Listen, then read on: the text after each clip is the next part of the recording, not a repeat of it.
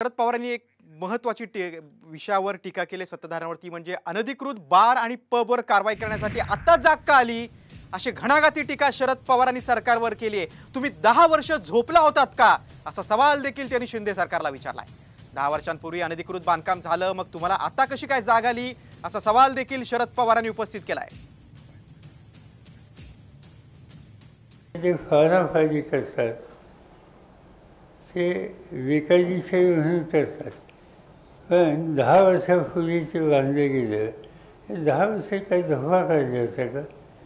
बांधण्याच्या पूर्वीच त्यांनी म्हणजे महानगरपालिका नगरपालिका यांची परवानगी घेतली का नाही हे तपासायचं काम कुठे यंत्रणेचं आहे ना। हे बघा, पवार साहेब खूप ज्येष्ठ नेते आहेत आणि पब आणि ड्रग्स याला कधीच ते पाठिंबा देणार नाहीत, कारण तरुण पिढी जी वाया जाती आहे